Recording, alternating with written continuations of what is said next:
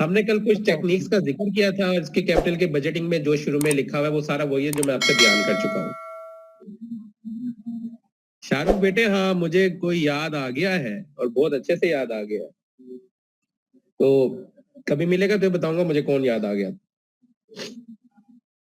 अच्छा जी, तो अब हम चलते हैं बेटे अपने पेबैक पीरियड की तरफ। पेबैक पीरियड क्या करते हैं, इसकी डेफिनेशन को मैं पहले पढ़ता हूँ, ठीक है, उसके बाद हम बात करेंगे। वो कहता है जनाब अली, आपसे पेबैक पीरियड के बारे में ये लिखा हुआ, जिसकी डेफिनेशन पढ़ूंगा उसी को हम पहले करेंगे। ये नहीं कि मैं सारी डेफिनेशंस आपको पढ़ा दूं, ऐसे नहीं करूंगा। तो पेबैक पीरियड में आपको कहता है जी बेटे, measures the time in which initial cash flow is returned by the project। मतलब ये बेटा पेबैक पीरियड मेजर करता है किसको? अच्छा, मेरे बैकग्राउंड से आपको टीवी की आवाज तो नहीं आ रही?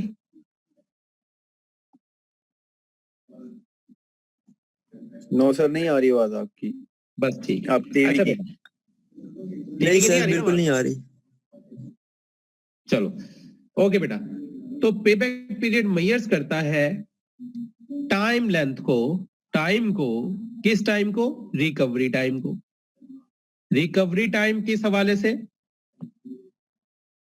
ओहो जी बेटा, रिकवरी टाइम किस हवाले से मेजर करता है? इस हवाले से मेजर करता है कि कितनी जल्दी हमारी इन्वेस्टमेंट वापस आ जाएगी। पे बैक पीरियड ये पे बैक, ठीक है ना? वो एक बड़ा मशहूर डायलॉग था, एक फिल्म थी प्रीडेटर, आर्नल्ड शेवाज की, शायद आप में से किसी बच्चे ने देखी हो। उसमें वो कहता है जी, उसमें एक बंदा कहता है इट्स अ पे बैक टाइम, यानी हाँ जी, तो वो कहता है इट्स अ पे बैक टाइम। तो वो पे बैक टाइम का मतलब ये है कि पे बैक पीरियड से मुराद ये बेटा कितने जल्दी में हमें ये पे बैक कर जाएगा हमारी इनिशियल इन्वेस्टमेंट को। डेफिनेशन समझ में आ गई बेटा?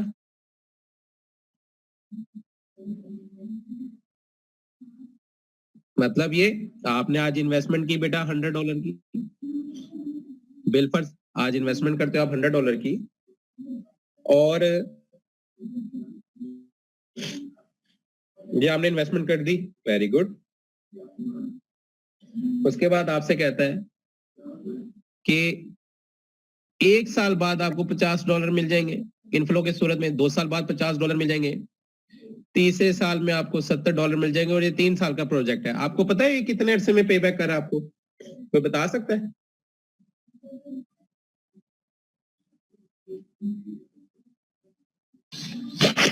सर 6 साल में है। 6 साल तो है ही नहीं। आपकी इनिशियल इन्वेस्टमेंट कितने साल में वापस आ रही है ये बताओ? सर 2 साल में सर। 2 साल में सर, 2 साल में। 2 साल में। देखो पहले साल ये 50 इनफ्लो हो जाएगा, रिकवरी के लिए $50 रह जाएगा, दूसरे साल फिर 50 इनफ्लो हो जाएगा। किसी का बहुत अच्छा जी, तो दूसरे साल में $50 आ जाएंगे, तो ये 50 ये भी रिकवर हो जाएंगे और इनिशियल इन्वेस्टमेंट नील हो जाएगी, यानी कि 2 साल में रिकवर होगा। अच्छा अब बताओ, चलो अब आप बताना मुझे, लेट से मेरी इन्वेस्टमेंट है 60 की, पहले साल इससे इनफ्लो आएगा 30, दूसरे साल इनफ्लो आएगा 10, तीसरे साल आएगा 20 और 4th ईयर में आएगा 60, 5th ईयर में आएगा बेटा 10। कितने साल में रिकवरी हो जाएगी? सर 3 साल में। 3 साल। वेरी गुड, 3 साल में। इसे हम कहते हैं बेटे जी 3 सालों में, इसे हम कहते हैं पे back period. It measure the time, ठीक है जी, ये मेजर करता है टाइम को, किस टाइम को? जिसके अंदर हमारा इनिशियल कैश आउटफ्लो जो है वो वापस आ जाए, return by the project. Clear हो गया बेटे? हो गया। चले अब हम इसकी एग्जांपल पे चलते हैं। ये देखो बेटा, एक है होते हैं इवन कैश फ्लोज, इवन, और एक कौन से होते बेटे? Uneven. Even cash flows inflows Uneven. Cash inflows की बात कर रहा है जी बेटा। इवन कैश फ्लोस कैसे होते हैं?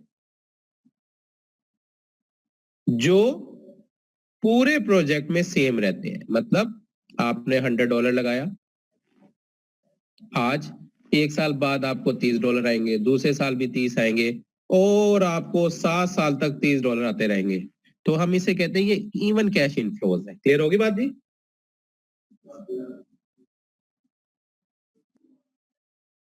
जी बेटे क्लियर होगी बात? Yes sir. उसके बाद वो आपसे कहता है इसमें एक आएगा 40, फिर 40, फिर 40, फिर 40 और एंड में आपको आएगा 10। तो जब तक सारे एक जैसे ना हम इवन नहीं कह सकते, हम इसे कहेंगे जनाब ये क्या है? अनइवन। क्लियर होगी? सबका एक जैसा होना जरूरी है इवन के लाने के लिए। तो वो आपसे कहता है कि जब आपके कैश फ्लोज इवन हो जाए यानी सेम हो जाए कैश इनफ्लोज, तो फिर आप पे बैक पीरियड कैसे कैलकुलेट करेंगे? फिर आप पे बैक कैलकुलेट करेंगे इनिशियल इन्वेस्टमेंट आपका न्यूमरेटर में आएगा और डिनोमिनेटर में आ जाएगा कैश फ्लो पर पीरियड। मतलब लेट से आपने अभी एक एग्जांपल की थी, आपको याद हो, आपने कहा था जी 0 ईयर में $100 है, पहले साल $50 रिकवर हो जाएगा, दूसरे साल भी 50 हो जाएगा, तीसरे साल भी 50 हो जाएगा। तो आपने कहा था जी 2 इयर्स में रिकवर हो जाएगा, ऐसे ही कहा था ना बेटा? जी तो सर। सबसे पहले ये देखो, ये इवन इन कैश इनफ्लोज है या अनइवन? इवन। इवन है sir. Even cash flows, cash inflows है। तो इसमें ये फार्मूला लगेगा, इनिशियल इन्वेस्टमेंट कितनी है?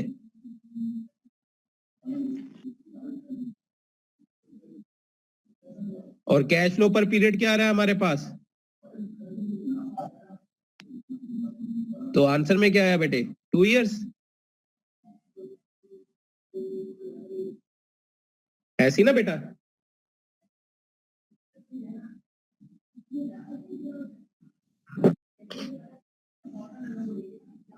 जी सर 2 इयर्स। तो जब भी इवन कैश फ्लोज आ जाए तो आपने क्या करना है? इनिशियल इन्वेस्टमेंट आपका न्यूमरेटर बनेगा बेटा और डिनोमिनेटर में कैश फ्लो पर पीरियड आ जाएगा। आइए इसकी एक एग्जांपल देखते हैं। वो आपको क्या कहता है बेटा? वो आपसे कहता है इनिशियल इन्वेस्टमेंट में, आपसे वो क्या कहता है इवन कैश फ्लोज में? Company C is planning to undertake a project requiring initial investment of $105 million। कितनी है जी इनिशियल इन्वेस्टमेंट? यानी कि आज वो कितनी इन्वेस्टमेंट करेगा? 105 मिलियन। 105 जी $105 मिलियन ये होगी जी उसकी इन्वेस्टमेंट। उसके बाद आपसे क्या कहता है? The project is expected to generate $25 million per year for 7 years. यानी कि प्रोजेक्ट कितने सालों तक का है? हर साल आपको जनरेट होगा 25 मिलियन, 25 और करते करते करते आखिरी साल भी 25। अब देखें ये इवन कैश इनफ्लोज है, ऐसी बेटे? Yes sir. तो फार्मूले ने आपसे क्या कहा था? फार्मूले ने आपसे ये कहा था कि जब इवन कैश इनफ्लोज आपको नजर आ जाए तो आपने इनिशियल इन्वेस्टमेंट को न्यूमरेटर में लिखना है और डिनोमिनेटर में कैश फ्लो पर पीरियड आ जाएगा। आंसर क्या था बेटा? 4.2। 4.2 आंसर आपके पास आ जाता है मेरे बच्चे, 4.2 और साथ लिखेंगे हम ईयर्स, 4.2 सालों में रिकवरी होगी। ये कोई बता सकता है कितने महीनों में रिकवरी हो रही है? 50 मंथ। 10 महीनों में। हाँ भाई कितने महीनों में हो रही है, कोई बता सकता है? 50 50 मंथ। महीने से। 50।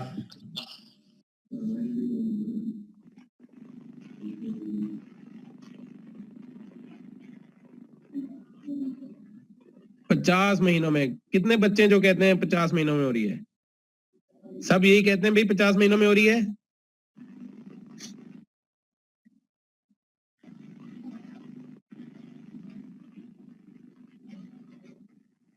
हाँ भी महविश बेटा, बताओ कितने महीनों में हो रही है?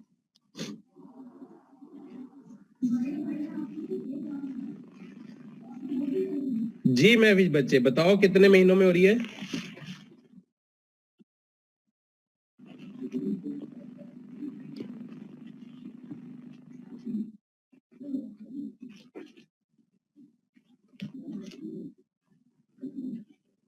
हाँ भी फरिया बच्चे, आप बताओ कितने महीनों में हो रही है?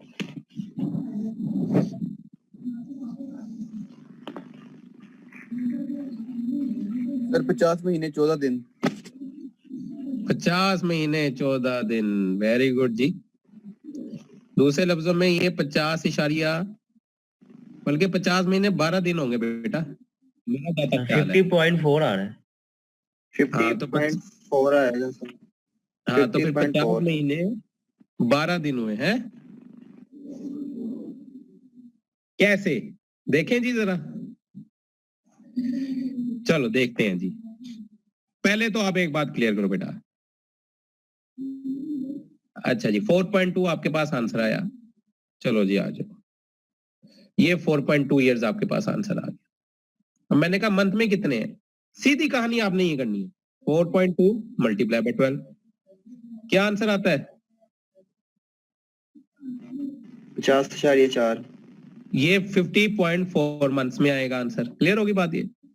अच्छा कोई ये कहे जी सर 0.4 मंथ्स कितने दिन हुए, तो आप 0.4 को एक महीने में दिन कितने होते हैं, क्योंकि 0.4 मंथ है ना।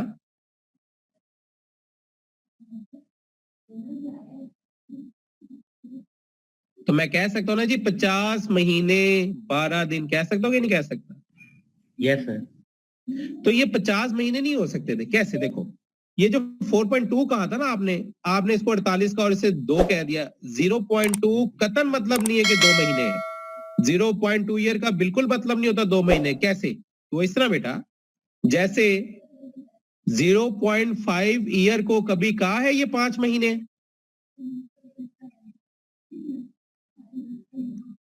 0.5 ईयर तो हाफ ईयर नहीं होता।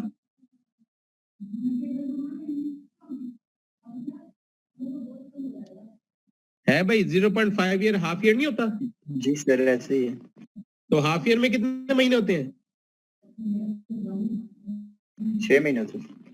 6 महीने होते हैं। तो ये कैसे लिया आपने? कहा यार 0.5 ईयर है ना, मंथ में लेके जाना चाहते हो। एक महीने में कितने आपके पास, एक साल में कितने महीने? आपने कहा जी 12, ये लो जी 6 मंथ आ। क्लियर होगी बात? ओके। तो कन्वर्ट करना बेटा, वो यूनिट के हिसाब से कन्वर्ट करना है, एकदम नहीं कह देते जल्दी से, ठीक है? एकदम जल्दी से नहीं कहते, इसलिए कहते हैं जज्बात में आकर कोई एकदम बात ना कहो, बड़ी खतरनाक हो जाती है। ऐसा होता है कि नहीं होता? कहते कि नहीं कहते बेटे?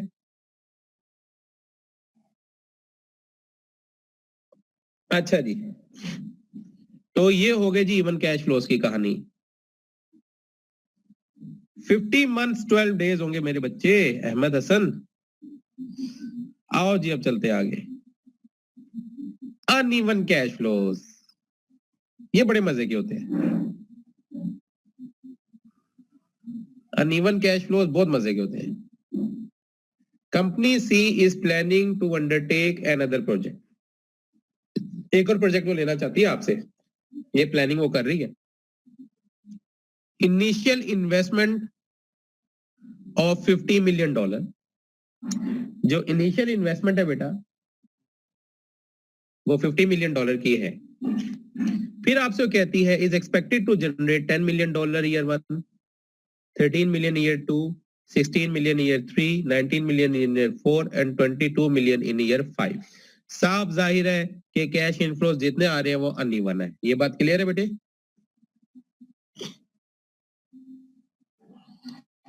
तो 0 ईयर में उसने इन्वेस्टमेंट कितनी करनी है जी? 50 की। पहले साल कैश इनफ्लो कितना आएगा? 10। दूसरे साल कैश इनफ्लो कितना आएगा? 13। तीसरे साल कैश इनफ्लो कितना आएगा? 16। 4 ईयर में कैश इनफ्लो कितना आएगा? 19। 5 ईयर में कैश इनफ्लो कितना आएगा बेटा 22। यहां तक समझ है सबको, कोई मसला तो नहीं?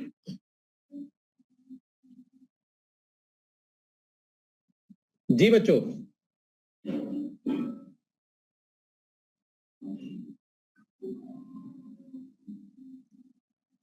No sir. जी बेटा, समझ है यहां तक बेटा सबको? जी। Yes sir. चलो थैंक यू। अच्छा उसके बाद देखो बेटा, बोलते नहीं है, अल्लाह जानता है, कभी छुपे आराम से कभी बताए, आप में से किसी घर चला जाए ना बंदा, आप ही की आवाज आ रही होगी, ये मैं 100% श्योर हूं। फिर रुस्तम है सर। हाँ जी, हाँ जी बेटा बोलो।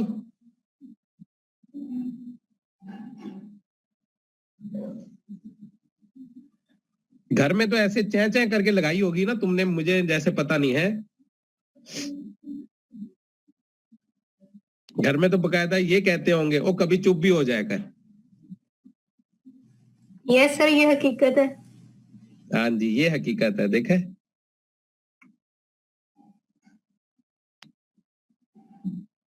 चलो जी, जैसे भी पिछली क्लास में मुझे एक स्टूडेंट ने कहा कि सर वो मुझे वो बात समझ नहीं आई है जो मैंने ईयर वाली समझाई है ना बात, तो छोड़ दे बेटा, जिंदगी में बहुत सी चीजें नहीं समझ आती, उसके साथ चलना पड़ता है। जैसे अक्सर मेरी वालदा कहती है कि मुझे तो आज तक समझ में नहीं आया, तो वो चल रही है मेरे साथ, ठीक है, अब नहीं समझ आया तो क्या मतलब है, साथ चलना छोड़ देंगे। अच्छा जी, तो अब हम चलते हैं बेटा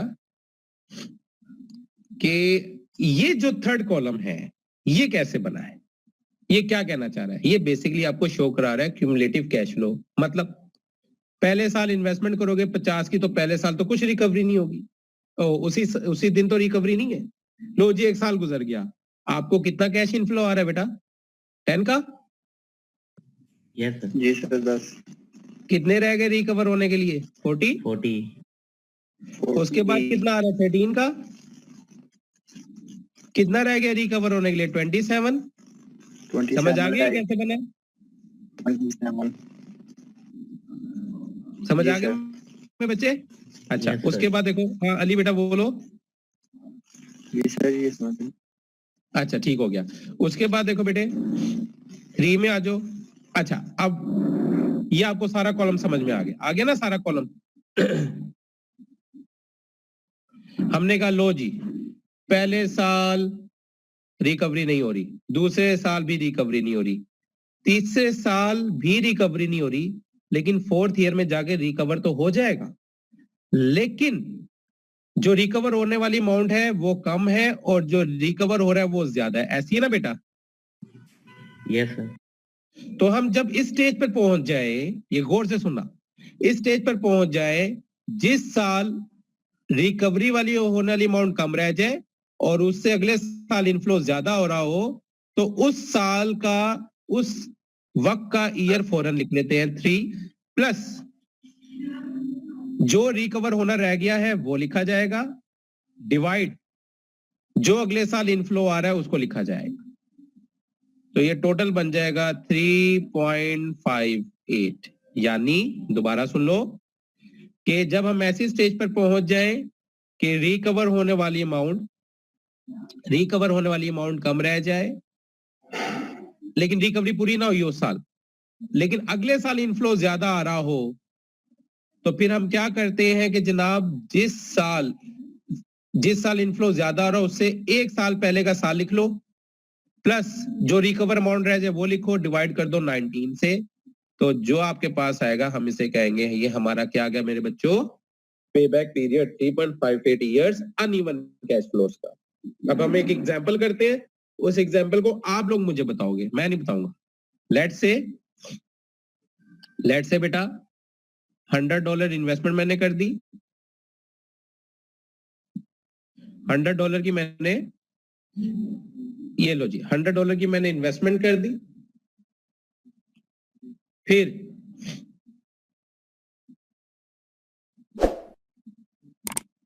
पहले साल आपको आ गए लेट्स से 70, दूसरे साल आपको आ गए 10, तीसरे साल आ गए आपको 40।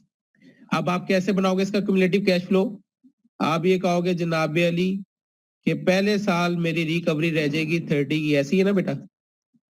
Yes sir. दूसरे साल मेरी रिकवरी रह जाएगी कितने की? 20 की। ठीक हो गया? जी सर। अब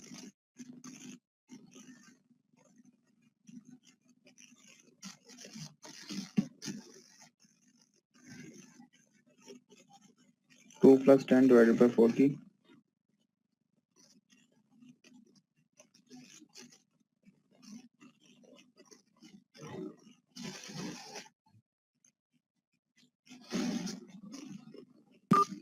अच्छा आगे देखो, अब तीसरे साल आ जाओ। अब आप देखो कि अब आगे जो इनफ्लो आ रहा है तीसरे साल वो रिकवरी से ज्यादा है, ऐसी ना बेटा?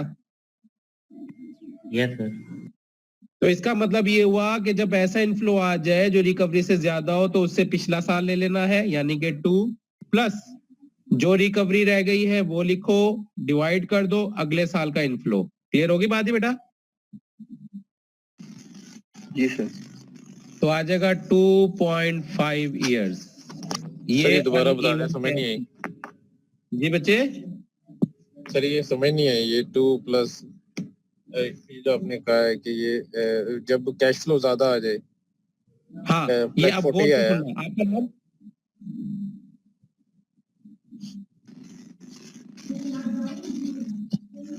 जी आपका नाम क्या है जो पूछ रहे बेटे? सर रजा बात कर रहा हूँ। रजा, रजा गौर कर बच्चे, ये देख 70 के बाद मेरी रिकवरी रह जाती 30 की, ऐसी है ना बेटा? ये क्लियर है? Yes sir. 30 के बाद रिकवरी रह जाती है 20 की, ये भी क्लियर है? Yes sir. ऐसी है ना मेरे बच्चे? Yes sir. अब देखो, आप गौर करो, इसके बाद जो कैश इनफ्लो आने वाला है वो इस रिकवरी से ज्यादा है, ऐसी है? Yes sir. पहले में ऐसा नहीं था, देखो जब 100 था कैश इनफ्लो जो आ रहा था वो रिकवरी से कम था। जब 30 आया उससे भी आगे जब कैश इनफ्लो आ रहा था वो भी रिकवरी से कम था, ऐसे ही था ना? Yes sir. नेक्स्ट में आगे देखा कि अब जो मुझे कैश इनफ्लो आ रहा है वो मेरी रिकवरी से ज्यादा है, ऐसे ही बेटा? ठीक सर। जी जी सर। तो जब रिकवरी से ज्यादा कैश इनफ्लो आ रहा हो तो उससे पिछला साल फौरन लिख लेना है, यानी कि ये 2 प्लस रिकवरी जो रह गई है उसे लिखो, डिवाइड कर दो अगले साल के कैश इनफ्लो से। जी सर समझ आ। चलो थैंक यू बेटे। अब इसके हमें अच्छा डिस्कनेक्ट हो जाए तो दोबारा आना वापस, आज 2 टेक्निक्स पढ़नी है लाजमी। ये बड़ी मजे का कहानी, ये आसान काम नहीं है। Yes sir. ये उसका पहला एडवांटेज है। उसने कहा जी pay back period is very simple to calculate, ये आसान, ये उसने आपसे बात की कि बहुत आसान है कैलकुलेट करना, कि नहीं? Yes sir. दूसरा देखो बेटा, दूसरे को मैं बाद में जिक्र करता हूं, तीसरे को पहले जिक्र कर लेता हूं। For companies facing liquidity problems, यानी कि जो कंपनीज अपने लिक्विडिटी की वजह से परेशान हो, करंट एसेट्स उनके कम हो करंट लायबिलिटीज से, तो वो कोशिश करेंगे ना कि पैसे जल्दी से जल्द वापस आए, ऐसे ही करेंगे ना, देर ना लगे। तो उनको ये सूट करता है कि भाई जो जल्दी रिकवरी हमें करके दे देगा हम उसी को एक्सेप्ट करेंगे प्रोजेक्ट को, बस सीधी बात ये, दैट्स इट। जो हमें रिकवरी करके दे देगा हम उसी को एक्सेप्ट करेंगे प्रोजेक्ट, बस इतनी बात। ठीक हो गया बेटा? दूसरे में आपसे क्या कहता है, दूसरी बड़ी मजेदार कहानी है। कहता है जी it can be a measure of risk inherent in a project. अब risk inherent in a project क्या होता है? आपको पता है आप जिंदगी में कोई भी काम करते हो उसमें रिस्क जरूर होता है, कि नहीं? रात को सोने में भी एक रिस्क मौजूद है। कौन सा रिस्क मौजूद है? मौत का। सर पता नहीं सुबह खुलेगी कि नहीं। मौत का रिस्क मौजूद है, बिल्कुल जी बिल्कुल। कोई आपको हिट भी करेगा तो अल्टीमेटली डेथ का रिस्क मौजूद है ना उसके अंदर। Yes sir. फिर सो जाओ, घर में चोरी होने का रिस्क मौजूद है कि नहीं? Yes sir. तो मुख्तलिफ नौइयत के रिस्क मौजूद है। इसी तरह बाहर सड़क पर चलते हो, क्या रिस्क मौजूद है? सर एक्सीडेंट का। एक्सीडेंट। एक्सीडेंट का एग्जैक्टली या वो ना मिल जाए जिसके पैसे देने हैं। जी सर, ये तो बहुत बड़ा एक्सीडेंट है। ये तो बहुत बड़ा एक्सीडेंट है। अब देखो ना, जिसने पैसे नहीं देने उसके लिए ये रिस्क मौजूद नहीं है। वो बाहर सड़क पर चलेगा, उसका रिस्क डेथ का है। Yes sir. जिसने पैसे देने उसके लिए दो रिस्क है, डेथ प्लस वो बंदा जिसके पैसे देने। Yes sir. तो इसे कहते हैं risk inherent in a situation. ये विरासत में मिला हुआ है रिस्क, ये किसी ने दिया नहीं, विरासती दिया गया है। इसी तरह बेटा जो भी हम इन्वेस्टमेंट करते हैं उसमें रिस्क ऑफ लॉस मौजूद है। ठीक है, यस सर। हमारी कोशिश होती है कि जल्द से जल्द पेमेंट हमारे पास आए। जितनी जल्दी पेमेंट आएगी ना, उतने पैसे डूबने के चांस कम हो जाते हैं। तो अब एक बताओ, एक पे बैक पीरियड है जो 3 साल में रिकवरी कर रहा है, एक पे बैक पीरियड है जो 1 साल में रिकवरी कर रहा है, किसको प्रेफर करोगे, ए को या बी को? 1 ईयर। एक 1 ईयर को। तो आपने क्यों इसे प्रेफर किया? क्योंकि आपको इस प्रोजेक्ट में कम रिस्क लग रहा है, इसमें ज्यादा लग रहा है। ऐसी है ना? जी। तो ये बात उसने लिखी, it can be a measure of risk inherent in a project. इस प्रोजेक्ट के अंदर एक रिस्क मौजूद है कि ये फ्यूचर में वैल्यूज हैं, फ्यूचर में पैसे आने हैं, जितनी देर करोगे उतनी अनसर्टेनिटी बढ़ेगी, ये रिस्क मौजूद है। तो उसने कहा कि जो 3 साल वाला है उसमें ज्यादा रिस्क है, 1 साल वाले में कम रिस्क है। तो उसने मेजर कर लिया ना रिस्क जो मौजूद था। कैसे मेजर किया? टाइम ड्यूरेशन से मेजर किया कि टाइम जितना बढ़ेगा उतना रिस्क बढ़ जाएगा। सर अगर रिस्क बढ़ता जाएगा साथ साथ इंटरेस्ट भी तो बढ़ता जाएगा ना, अगर टाइम ज्यादा होगा तो।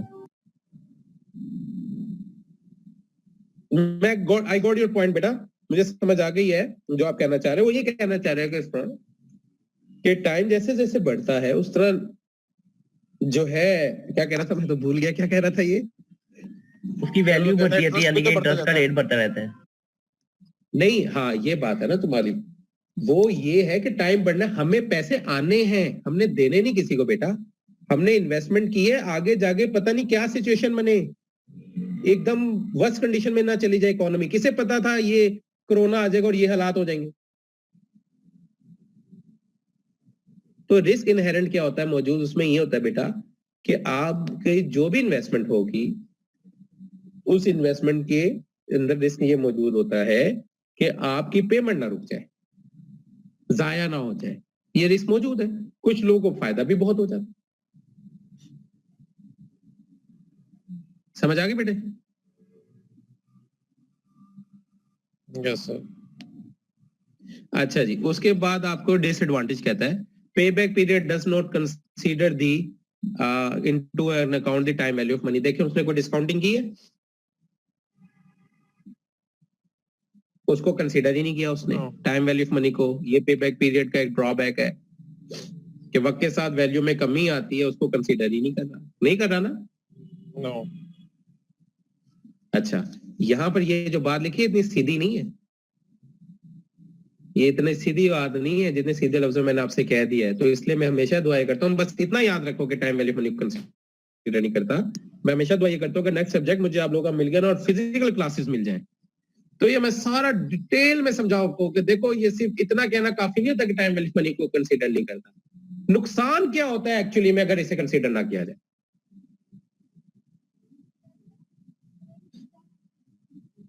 तो ही मजा आता है पढ़ने का। Yes sir. अभी के लिए इतना याद रखो बेटा, ये टाइम वैल्यू ऑफ मनी को कंसीडर नहीं करता। उसके बाद बेटा सेकंड पे आओ, बस इससे आगे ना पढ़ना उसको। सेकंड पे आओ, it does not take into account the cash flows that occur after the payback period. हाँ, ये यहां समझाया जा सकता है।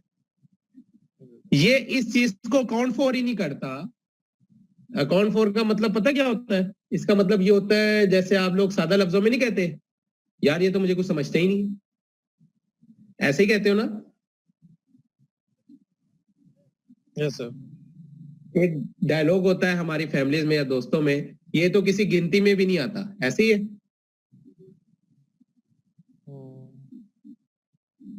तो ये अकाउंट फॉर है। अब अकाउंट फॉर में यानी कंसीडर नहीं करता। अब क्या मतलब उसका बेटा, इसका मतलब ये मेरे बच्चे गौर से देखिए बच्चे, आपकी दो इन्वेस्टमेंट है, एक है ए और एक है बी। ये हम डॉलर साइन देते हैं ताकि बार बार डॉलर ना लिखे। और ये आपको पता लग गया ना, ब्रैकेट जब मैं लिख दूं तो इसका क्या मतलब होता है? लेस। इसका मतलब होता है इनिशियल इन्वेस्टमेंट, क्योंकि ये आउटफ्लो है इसलिए ब्रैकेट में लिखते हैं। ठीक है, यस सर। इसलिए तो आपने सुना होगा यार डेबिट क्यों कहते हैं, क्रेडिट क्यों कहते हैं, ये क्या कहानी है? ये कोई कहानी नहीं होती है, सिर्फ दो साइड्स होती हैं। एक को अगर आपने उसकी लैंग्वेज में डेबिट कह दिया तो दूसरे को क्रेडिट। जैसे कंप्यूटर की अपनी लैंग्वेज है तो बिजनेस की अपनी लैंग्वेज बना दी, क्योंकि डेबिट क्रेडिट ही चलना होता है इसके अंदर। चलो अब ये देखो बेटा, ये आ गया 50, ये आ गया 50, ये आ गया 40, ये आ गया 40, ये आ गया 10, ये आ गया 30, ये आ गया 5, ये आ गया 50 और ये आ गया फिर 5 और ये आ गया 100। अब पे बैक पीरियड क्या कहेगा कि जिसका मिनिमम टाइम पीरियड रिकवरी का उसे एक्सेप्ट करो। वो तो ये नहीं नजर आ रहा। ये 2 साल में रिकवरी करके दे रहा है प्रोजेक्ट। ये कितने साल में रिकवरी करके दे रहा है? ये 2 साल कुछ अरसे में करके दे रहा है। Yes sir. यानी कि यहां कहीं जाकर ये पे बैक पीरियड बनाएगा अपना। तो पे बैक पीरियड तो कहता है भाई जो जल्दी रिकवरी करे उसे एक्सेप्ट करना है। तो अगर मैंने अगर 2 साल का रखा हो, यार 2 साल वाला मैंने एक्सेप्ट करना है, कौन सा आ रहा है? हमने कहा जी ए आ रहा है, हमने कहा एक्सेप्ट कर लो। क्या उसने ये देखा कि इसके बाद की कहानी क्या है कि 10 रुपए फिर 5 रुपए और फिर 5 रुपए। इधर इसके बाद की कहानी क्या है? 30 रुपए, 50 रुपए और 100 रुपए। उसके कैश आउटफ्लोस कितने बढ़ गए एकदम। लेकिन पे बैक पीरियड कहता है बस जिसकी रिकवरी तेजी से है बस वो एक्सेप्ट कर लो। उस लिहाज से तो प्रोजेक्ट ए एक्सेप्ट होगा। ऐसे ही बेटा। Yes sir. तो बी के कैश फ्लोज भी तो देखो यार कितने ज्यादा आ रहे हैं। इसको उसने रिजेक्ट कर दिया। तो ये उसने बात की, कहता है जी pay back period does not take into account the cash flows that occur after pay back period. इनको अकाउंट फॉर नहीं करता वो। चाहे वो कम हो समझ या आ ज्यादा गया? हो। चाहे वो कम हो ज्यादा हो, उसे परवाह नहीं। कहता है जी बड़ी जहां जिसकी रिकवरी जल्दी हो रही है बस वो उठाओ। यानी कि जिसका पे बैक पीरियड जितना कम है बस वो लेना है। जी मेरे बच्चे, क्लियर होगी बात? Yes sir. ये वो बात उसने आपसे डिसएडवांटेज में की है।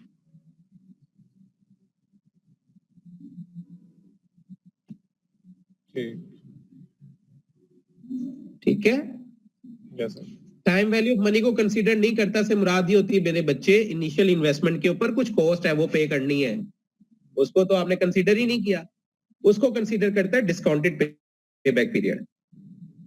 देखो ना, यहाँ $100 मिलियन की इन्वेस्टमेंट तो कर रहे हो, $100 किसी से लिए उसको देने नहीं है पैसे उसके ऊपर कुछ है जी। Yes sir. Yes sir. तो ये कंसीडर ही नहीं करा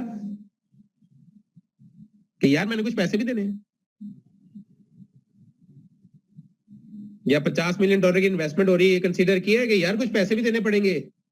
50 मिलियन जिनसे लिए हैं वो अल्लाह वास्ते नहीं दिए तुम्हें उसने, है कि नहीं? Yes sir. उसको अगर वो भी कंसीडर करो यानी कि वो भी कॉस्ट है तो वो भी आउटफ्लो नहीं है।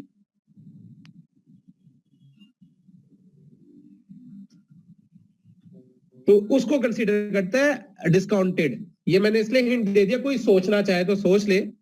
तो ये चीज देखो बेटा, यहाँ मुझे हमेशा अपने जिक्र आता है उस्ताद साहब का, मोहम्मद एहतशाम साहब का, FCA fellow of chartered accountant. वो बंदा जो मुझे काम सिखा गया ना, उसने मेरा सबसे बड़ी चीज, मेरा जहन को 2 चीजें अता की। उन्होंने 2 चीजें जो अता की वो क्या की जहन को, ये बहुत बड़ी बात होती है कोई टीचर ये 2 चीजें अता कर जाए। पहली, जो जहन में सवाल आया है उसका जवाब अता कर दे, साथ ऐसा जहन बना दे कि जहन में सवाल आना चाहिए।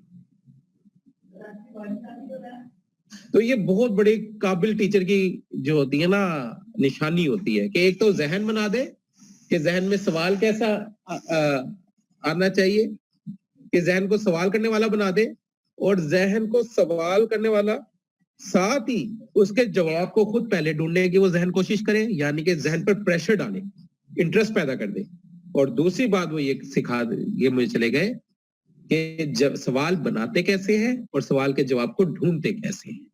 सवाल का जवाब ढूंढा तभी जा सकता है जब जहन पर जोर डालोगे। जो चिड़चिड़ाहट होती है ना, यार ये समझ क्यों नहीं आ रहा, इस पर जितना जोर डालोगे, वो हमेशा एक बात कहा करते हैं कि जब भी अपने सवाल का जवाब ढूंढना लगो तो छोटी छोटी एग्जाम्पलें खुद बनाओ अपनी कॉपी पे, अपने जहन की जो आपके जहन में चल रहा है ना उसको लिखो, राइट डाउन करो, फिर तुम अपने डेस्टिनेशन तक पहुंचते हो। तो इसलिए मुझे उनका जो है ना नाम बार बार जहन में आता है, जिनसे फायदा हुआ हो उनका जिक्र करना चाहिए ताकि दूसरों को भी सुख पहुंचे। कभी ना कभी मुलाकात हो ही जाती है। और जो ये लोग समझते हैं ना, देखो सियाना बंदा कौन होता है, अल्लाह जानता है। जिंदगी में सियाना बंदा वो होता है जो किसी के इल्म से मुतासिर ना हो, उस इल्म के जिसके पास इल्म है और उसका इल्म आपको पसंद आ,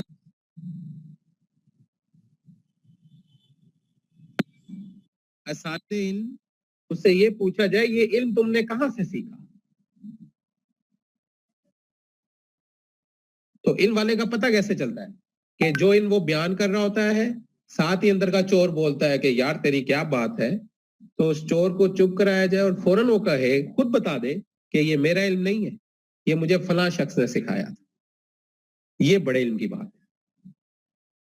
इससे पहले कि सामने वाला पूछे कि ये इल्म तुमने कहां से सीखा, उसे पहले बता देना चाहिए कि ये मेरा इल्म नहीं है।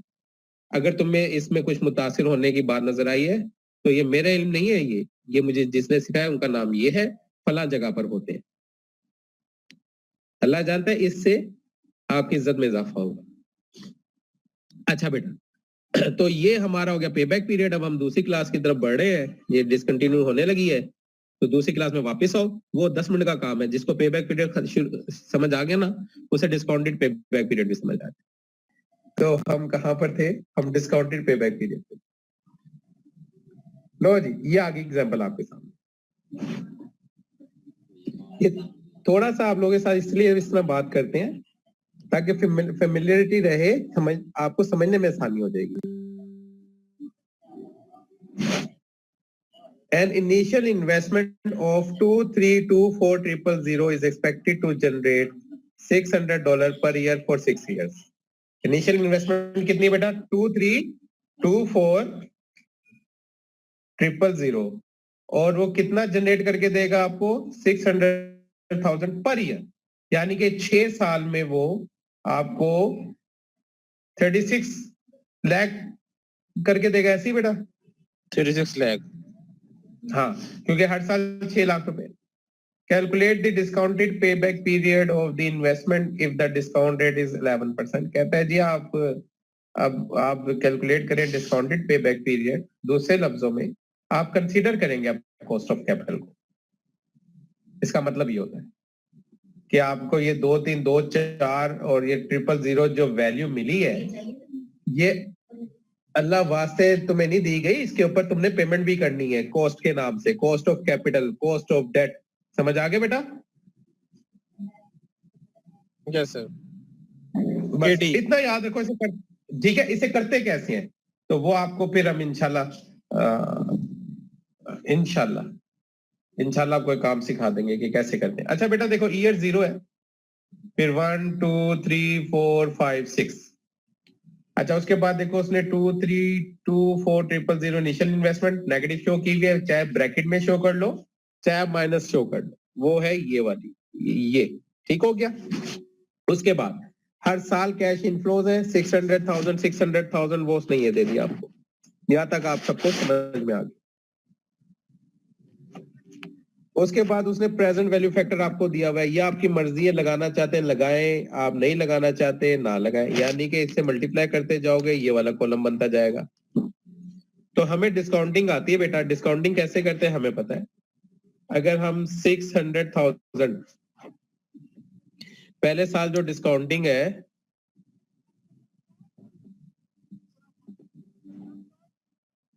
अच्छा जी, ओके शाहरुख बेटा, तू तो सीरियस ही हो गया।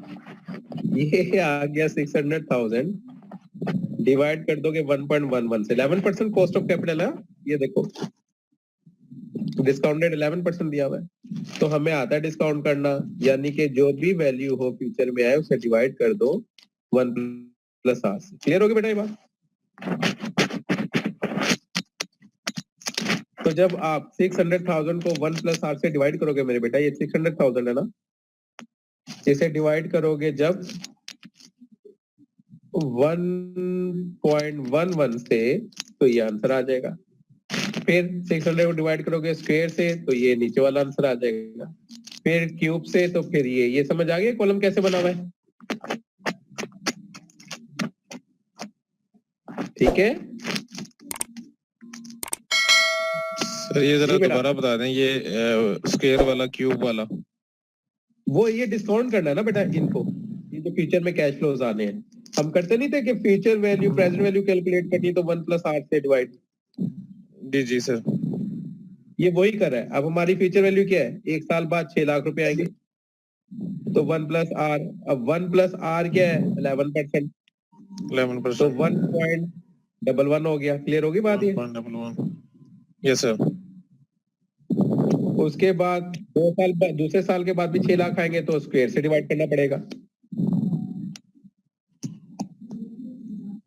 तीसरे साल क्यूब से करना पड़ेगा। अब क्लियर हो गया? जी सर ठीक है। हाँ, डिस्काउंटिंग है बेटा, सिंपल। तो आपके जी पास सर। ये आ गई वैल्यू सारी। इसको छोड़ दो, इस कॉलम को आपको करने की जरूरत नहीं है। तो ये आपके पास सारी वैल्यूज आ गई। बस ये हमने जब वैल्यूज बना ली, बस फिर वही पिछले पेबैक वाली कहानी के क्यूमुलेटिव बनाओ। कितने पैसे हमारे हैं जो लग रहे हैं? 2, 3, 2, 4, 000, इतने पैसे इन्वेस्टमेंट में लग रहे हैं। Yes sir. ऐसे ही ना बेटा? Yes sir. अच्छा, तो अब डिस्काउंटेड पेबैक पीरियड है, इसलिए डिस्काउंटेड कैश फ्लोज के साथ पेबैक पीरियड बनाना पड़ता है। पहले साल रिकवरी होगी हमें 540,541 की, तो रिकवरी कितनी रह जाएगी पहले साल? 1,783,459। फिर दूसरे साल रिकवरी होगी हमारे पास 486,973 की, रिकवरी क्या रह जाएगी? 1,296,486। करते करते आप आ जाओ 5वें साल में। 5वें साल में रिकवरी कितनी रह गई है? सर 320,785। नहीं, 5वें साल की रिकवरी रह गई है, ये माइनस का साइन जिसके साथ आ रहा है बेटे, 106,462। ये मेरी रिकवरी रहेगी 106,462। और इसके बाद जो इनफ्लो आ रहा है वो रिकवरी से ज्यादा नहीं। Yes sir. तो हमने कहा था कि जब ऐसी सिचुएशन बन जाए इनफ्लो रिकवरी से ज्यादा आ रहा हो, तो उस इनफ्लो का जो पहला साल है वो लिख लेना है, वो 5 है। प्लस 5 रिकवरी कितनी रहेगी? रिकवरी 106,462 106,462 डिवाइडेड बाय बेटा इनफ्लो कितना आएगा? 320 अगले साल का। तो हमारे पास आता है 5.32 ईयर्स। क्लियर होगी बात ये?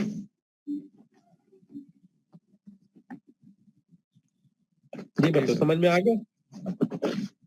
तो आपसे एडवांटेज में वो क्या कहता है? कहता है जी discounted payback period is more reliable than simple payback period since it account for time value of money. मतलब कि ये जो इसने पैसे देने हैं ना, इसके ऊपर 11% इंटरेस्ट भी देना है जितने साल उसने इसको इस्तेमाल करना है।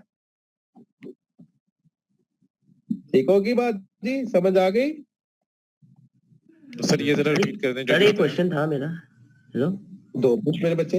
हाँ जी। अच्छा सर, ये देखें, हमें ना पहले जो कैश फ्लोज आप मिल रहे थे ना 6-6 लाख, वो इवन कैश फ्लो थे। उसके बाद जब हमने हाँ, उसको हाँ। डिस्काउंट कर दिया तो अनइवन हो गए। तो ये तो हमने तभी तो खुद ही अनइवन की तरह करें कैलकुलेट।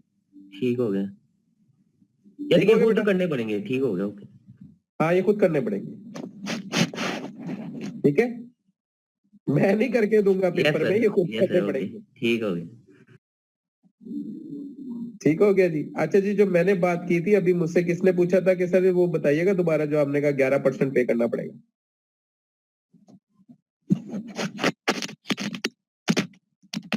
कौन था मेरा बच्चा जो कह रहा था? यही तो मुझे नुकसान हुआ है ऑनलाइन क्लासेस के अंदर। ये बोर्ड में मैंने यूं भर देनी थी क्लास में। चलो लेट्स से इसको बात को छोड़ देते हैं कि 11% क्या है, बस आपको डिस्काउंट करना आना चाहिए और आपको अपना पे बैक पीरियड कैलकुलेट करना आना चाहिए। ठीक हो गया जी? सर ये 5.32 इयर्स ये कितने बने? 50 मंथ्स? ये बन गए यार 60 मंथ तो एक बन गए ना, 5 जरा 12। जी सर 60 मंथ बन गए। हाँ तो 5.32 को मल्टीप्लाई करते 12 से, क्या आया? 63.8 63.8 इस 63.8 मंथ।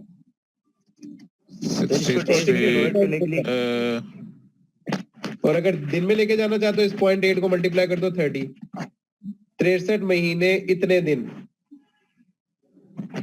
63 महीने। जी सर ठीक। ठीक हो गया। अच्छा बेटा, अब एडवांटेजेस, ये रिलायबल भी है और क्या कहते हैं इसे, it is interested to note that if a project has negative net present value it would not pay back the initial investment. ये आपको जरूरत नहीं है अभी समझने की, जब एनपीवी कराऊंगा तब समझना है। Disadvantage, it ignores the cash inflows from the project after the pay back period. ये इनहेरेंट है इसके अंदर डिसएडवांटेज, चाहे आप सिंपल पे बैक लो चाहे डिस्काउंटेड लो, ये इग्नोर कर देगा इससे आगे आने वाले कैश फ्लोज को। जहां रिकवरी होगी बस उसके ऊपर डिसीजन होगा। ठीक होगी बात जी?